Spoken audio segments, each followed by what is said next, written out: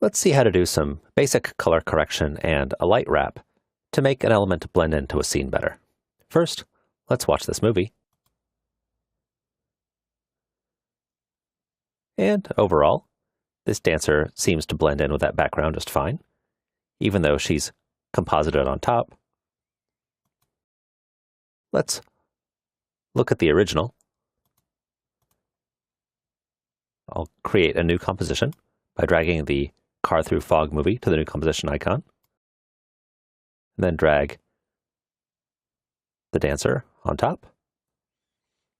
And just so that we only preview for the length of the dancer, I'll press O to go to the out point of that layer, and then N to make the work area end there. And now let's do a preview here. Notice her colors don't blend in at all, and the edges of the mat are really sharp, and so she doesn't seem to fit.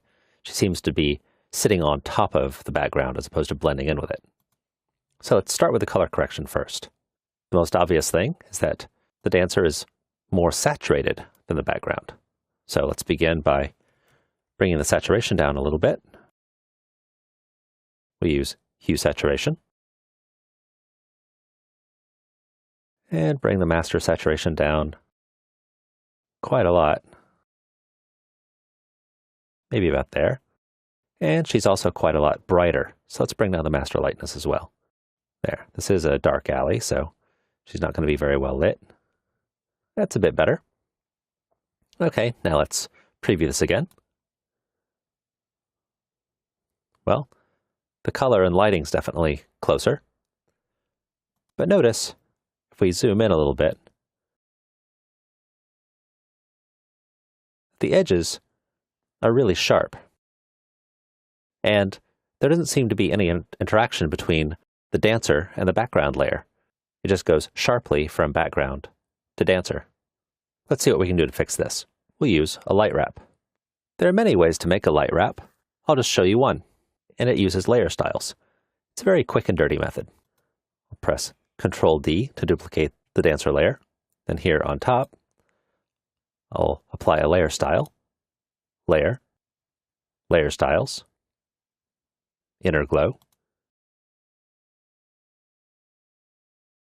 and I'll turn off the second copy. And here, in blending options, advanced blending, I'll turn the fill opacity down to 0. So now all we're left with is the glow itself. Actually, this is kind of a nice look. Let's just preview this for amusement. I actually kind of like that. That all by itself is a nice creative result. But that's not what we're after. So now that we have this white outline, we're going to use that as a track matte for the layer underneath. And turn the second layer back on. And I'm actually going to decrease the size of that glow.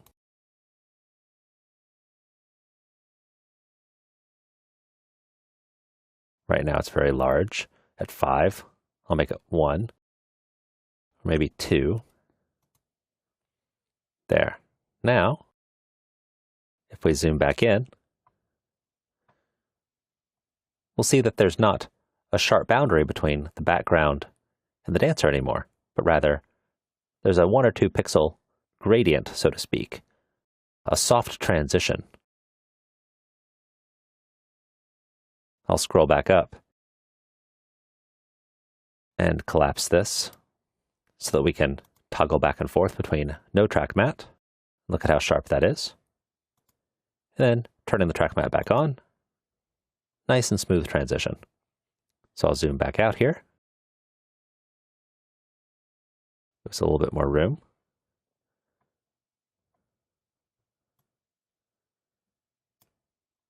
And preview now. That looks a lot better. So, just a little simple color correction and a very quick and dirty light wrap, and the dancer seems to fit into the scene much better. As I said, there are many different ways to make light wraps, each of which has its own pros and cons. The method that I just showed you has the advantage of being extremely quick and easy, but it doesn't necessarily give the best result. But sometimes good enough is good enough. You'll find that there are a few hard and fast rules in compositing. The goal, in general, is to make multiple elements that you've composited together look as if they were shot together, as if they existed in the scene originally together. You'll use a variety of matting techniques, blending techniques, and color correction techniques to create this illusion. As you learn the basic building blocks in After Effects, you'll know which tools to use for which purpose. But you'll also need to develop your eye, your sense for what is necessary and just how much work each individual scene requires. For this scene, we didn't do a lot, but it was good enough for our purposes.